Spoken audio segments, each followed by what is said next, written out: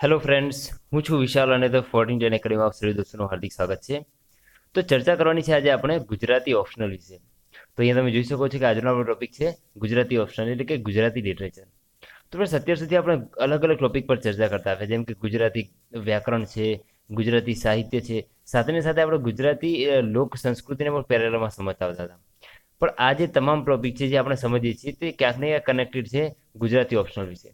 હવે ગુજરાતી ઓપ્શનલની વાત આવે તો ફ્રેન્ડ્સ તમને એક વસ્તુ જણાવી દઉં કે જનરલી આપણે જીપીએસસી અથવા યુપીએસસીની જ્યારે આપણે પ્રિપેરેશન કરતા હોઈએ છીએ તો આપણને એક કહી શકાય કે એક ટોપિક આવે છે કે જેમાં તમે ઓપ્શનલ સબ્જેક્ટ તમારે ચૂઝ કરવાનો હોય છે. તો જનરલી ઓપ્શનલ સબ્જેક્ટમાં પબ્લિક એડમિનિસ્ટ્રેટિવ છે, ઇતિહાસ છે, ભૂગોળ છે અને કોઈ પણ સ્થાનિક રાજ્યની પોતાની ભાષા આ એઝ એ ઓપ્શનલ તરીકે વધુ યુઝ થતી હોય છે. તો બસ આ જ ટોપિક જે અત્યાર સુધી આપણે ભણતા આવ્યા છીએ તો એ તમામ પોતે ગુજરાતી ઓપ્શનલના એક પાર્ટ છે. પણ આપણે તેને અત્યાર સુધી અલગ અલગ ભણતા આવ્યા. પણ જો તેને ગુજરાતી લિટરેચર તરીકે સમજવું હોય તો આપણે કઈ રીતે સમજીએ? તો તમે જોઈ શકો છો કે સિલેબસમાં ટોટલી સેમ ટોપિક આપેલા છે જેમાં આપણે ભણતા આવ્યા છીએ. જેમ કે ક્વેશ્ચન પેપર 1 જે યુપીએસસીનો આખો સિલેબસ, ઓકે, તો જેના આન્સર્સ આપણે ગુજરાતીમાં લખવાના હોય છે. એમાં પાર્ટ 1 છે કે ગુજરાતી ભાષા અને તેનું સ્વરૂપ અને તેનો ઇતિહાસ.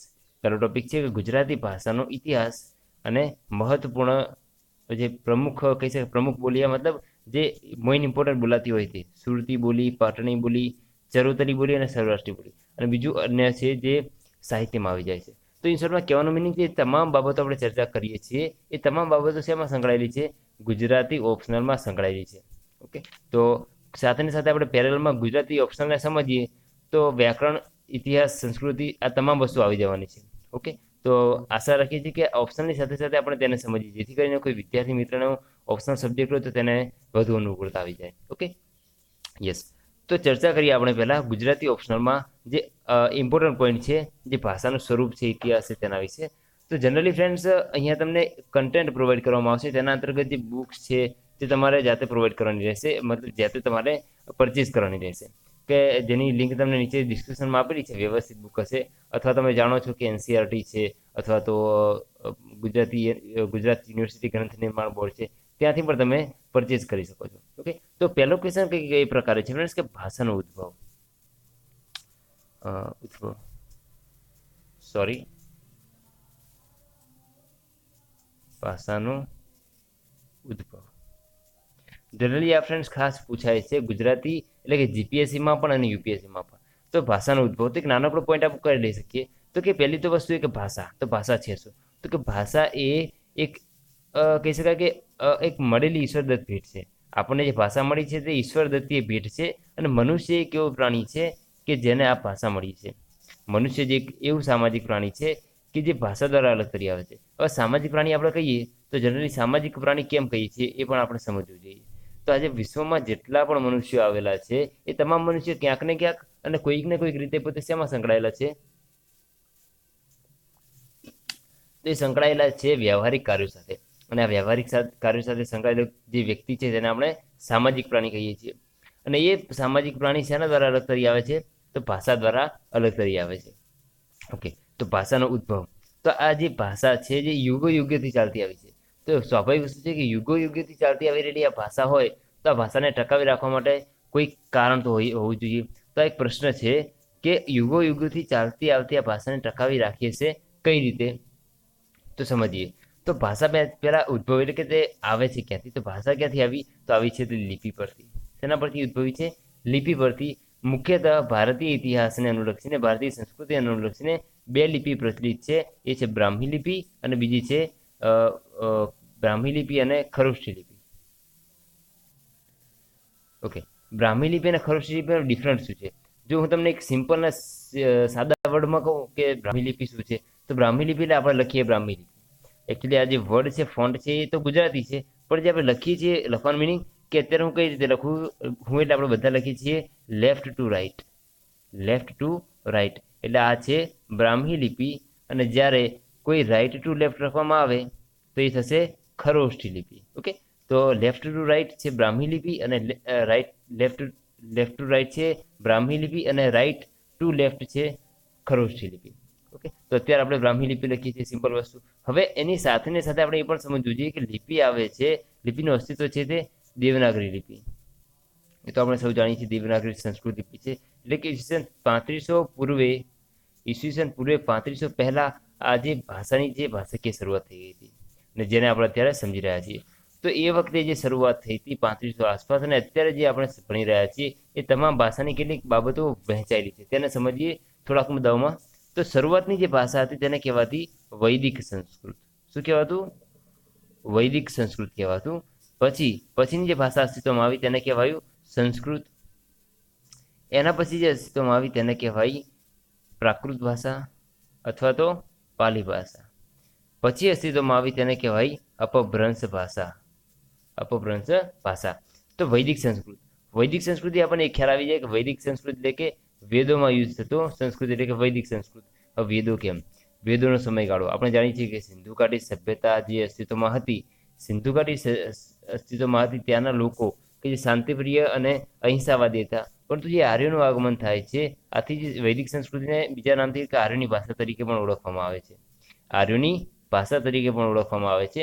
તો આર્યોનું આગમન થાય છે અને આર્યો પોતે જ્યારે આક્રમણ કરે છે તો ત્યારે જે કહી શકાય કે જે સિંધુ ઘાટીના લોકો છે પોતે ક્યાં જઈને વસે છે?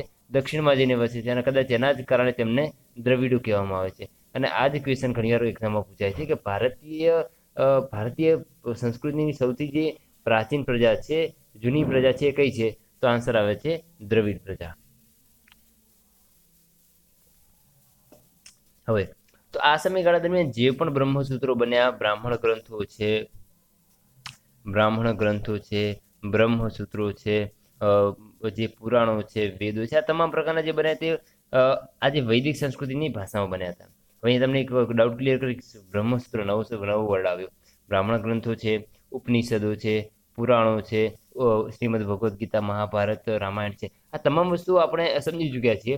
પણ બ્રહ્મસૂત્રો શું છે? તો ફ્રેન્ડ્સ, બ્રહ્મસૂત્ર કોઈ એક પીડીએફ નથી, કોઈ એક પેજ નથી, કોઈ એક ગ્રંથ નથી. એ ટોટલી એક મોટો એક પુરાણ સમાન છે કે જે 4 અધ્યાયમાં વહેંચાયેલો છે. કેટલા અધ્યાયમાં? 4 અધ્યાયમાં વહેંચાયેલો છે. અને દરેક અધ્યાયમાં આવેલા છે તેના ઘણા બધા પદો, એટલે કે 4+ પદો આવેલા છે. અને દરેક પદોમાં અલગ અલગ અધિકરણો આવેલા છે. ઓકે, અને દરેક અધિકરણમાં એક ચોક્કસ સૂત્ર આવેલું છે. તો આ સૂત્ર, અધિકરણ, પદો અને આ જે અધ્યાય, આ આખો જે સમૂહ છે તેને આપણે કહીએ છીએ બ્રહ્મસૂત્રો. ઓકે, તો બ્રહ્મસૂત્રો બ્રાહ્મણ કરતા બધી શેમાં બન્યું?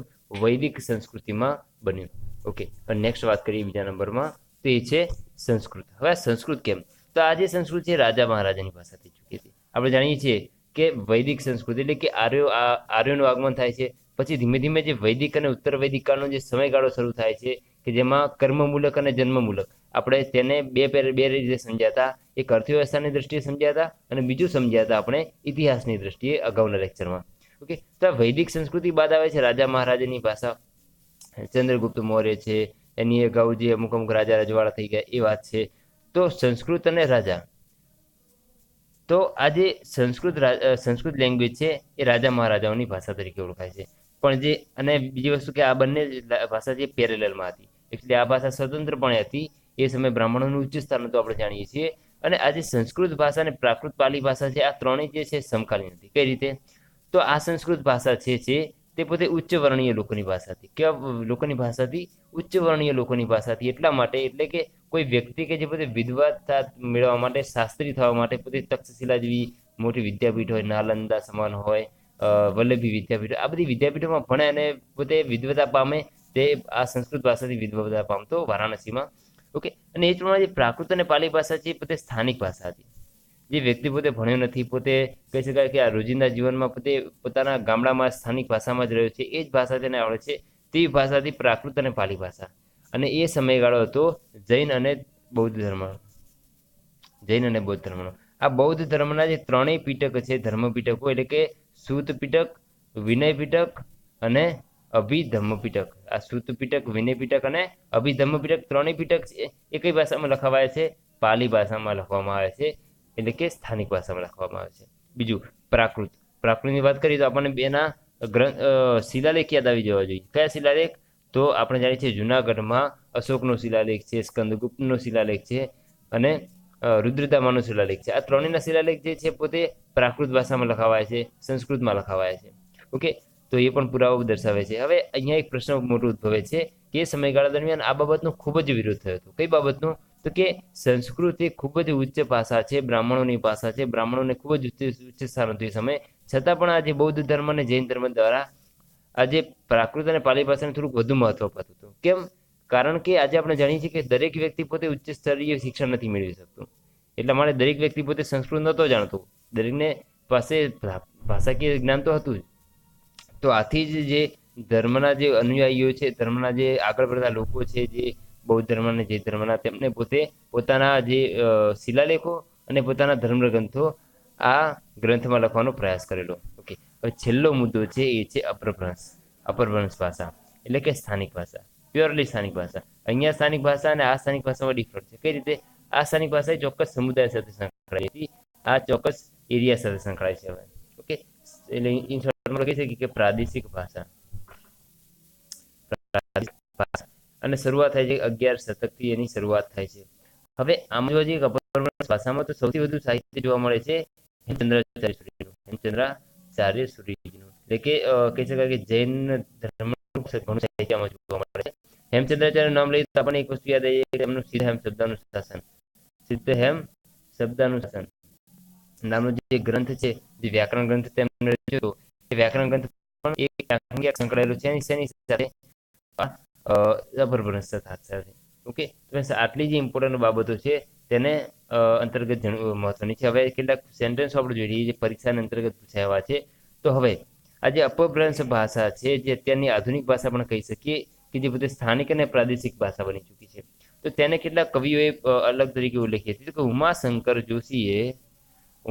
જોશીએ આ જે અપભ્રંશ ભાષા છે તેને જૂની ભાષા અથવા અને બીજું શું કહ્યું હતું? એન્ડ મારું